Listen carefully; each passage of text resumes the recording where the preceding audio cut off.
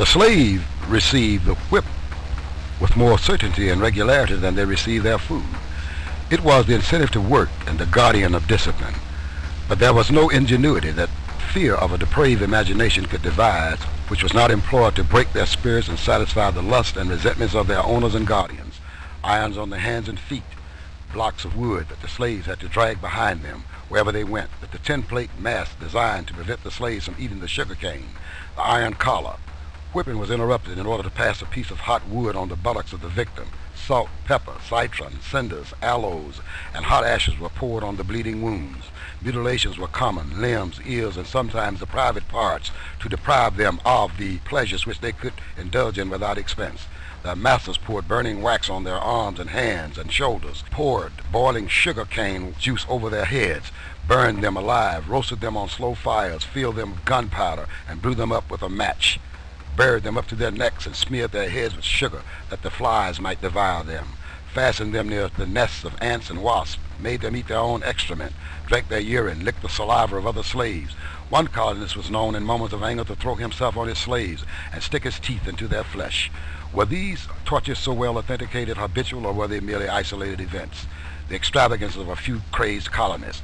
Impossible as it is to substantiate hundreds of cases, yet all the evidence shows that these bestial practices were normal features of slaves' lives. The torture of the whip, for instance, had 1,000 refinements, but there were regular varieties that had special names. So common were they. When the hands and arms were tied to 4 posts on the ground, the slave was said to undergo the 4 posts. If the slave was tied to a ladder, it was the torture of the ladder. If he was suspended by 4 limbs, it was the hammock, etc. The pregnant woman was not spared her 4 posts. A hole was dug in the earth to accommodate the unborn child. The torture of the collar was specially reserved for women who were suspected of abortion, and the collar never left their necks until they had produced a child. The blowing up of a slave had its own name, to burn a little powder in the arse of a nigger. Obviously, this was no freak, but a recognized practice.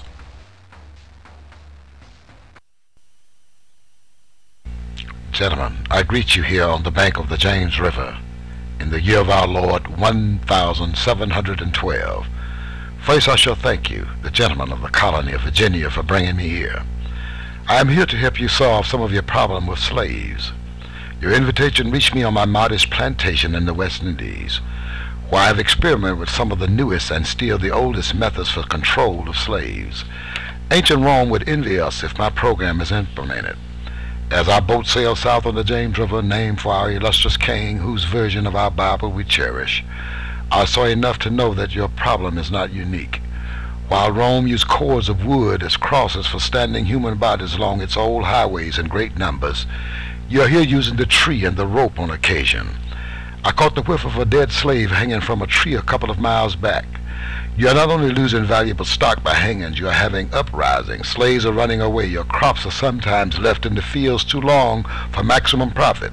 You suffer occasional fires. Your animals are killed. Gentlemen, you know what your problems are. I do not need to elaborate. I'm not here to enumerate your problems. I'm here to introduce you to a method of solving them. In my bag here I have a foolproof method for controlling your black slaves. I guarantee every one of you that if installed correctly, it will control the slave for at least 300 years. My method is simple. Any member of your family or any overseer can use it. I've outlined a number of differences among slaves, and I take these differences and I make them bigger. I use fear, distrust, and envy for control purposes. Take these simple little list of differences and think about them. On top of my list is age, but it is there only because it starts with an A. The second is color or shade. There is intelligence, size, sex, size of plantation, status of plantation, attitude of owners, whether the slave lives in a valley or on a hill, east, west, north, or south, have fine hair or coarse hair, or is tall or short. Now that you have a list of differences, I shall give you an outline of action. But before that, I shall assure you that distrust is stronger than trust. Envy is stronger than adulation, respect, or admiration. The black slave, after receiving this indoctrination, shall carry on and will become self-refueling and self-generating for hundreds of years, maybe thousands. Don't forget, you must pitch the old black versus the young black male, and the young black male against the old black male. You must use the dark-skinned slave versus the light-skinned slaves, and the light-skinned slave versus the dark-skinned slave. You must use the female versus the male, and the male versus the female. You must also have your white servants and overseers distrust all blacks, but it is necessary that your slaves trust and depend on us. They must love, respect, and trust only us. Gentlemen, these kits are your keys to control. Use them. Have your wives and children use them. Never miss an opportunity. My plan is guaranteed, and the good thing about this plan is that if used intensely for 1 year, the slaves will be perpetually distrustful of one another. This is what must be done.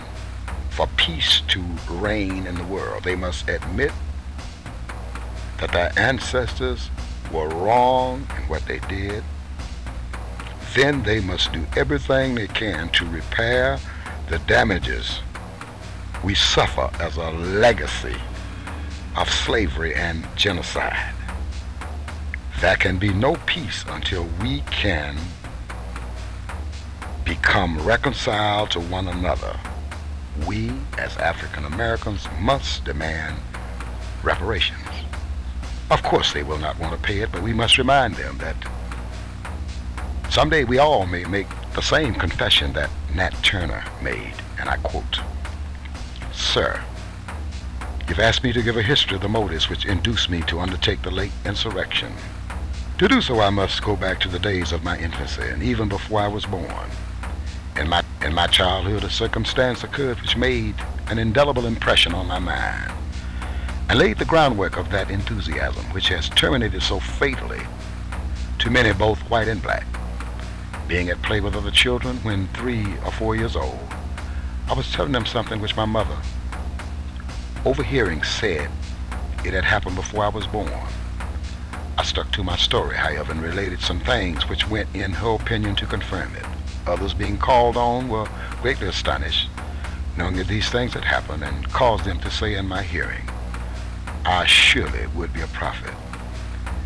Having arrived to man's estate, I had a vision, and I saw white spirits and black spirits engaged in battle, and the sun was darkened, the thunder rolled into heaven, and blood flowed in streams, and shortly afterwards, while laboring in the field, I discovered drops of blood on the corn, and then I found on the leaves in the woods hieroglyphic characters and numbers with the forms of men in different attitudes portrayed in blood. Since the commencement of 1830, I had been living with Mr. Joseph Travis, who was to be a kind master and placed the greatest confidence in me. In fact, I had no cause to complain of his treatment to me. On Saturday evening, the 20th of August, it was agreed between Henry, Hark, and myself to prepare a dinner the next day for the men who expected, and then to concert a plan. Hark on the following morning brought a pig, and Henry brandy, and being joined by Sam, Nelson, Will, and Jack, they prepared a dinner. It was quickly agreed we should commence at home, Mr. J. Travis's house, on that night, and until we had armed and equipped ourselves and gathered sufficient force, neither sex nor age was to be spared. We determined to enter the house secretly and murder them while sleeping. It was then observed that I must spill the first blood, on which, armed with a hatchet and accompanied by Will, I entered my master's chamber. It being dark, I could not give a death blow. The hatchet glanced from his head. He sprang from the bed and called his wife. It was his last word. Will laid him dead with a blow of his axe, and Mrs. Travis shared the same fate as she lay in bed. The murder of his family, 5 in number, and the work of a moment. Not one of them awoke. There was a little infant sleeping in a cradle that was forgotten until we had left the house and gone some distance, when Henry and Will returned and killed it. It was my object to carry terror and devastation wherever we went. We need reparations. Reparations is the only thing that would create an atmosphere for peace and reconciliation between the children of the slave masters and the children of the slaves. Or, one day, as Nat Turner envisioned, white spirits and black spirits were engaged in battle, and all the heavens shall tumble down.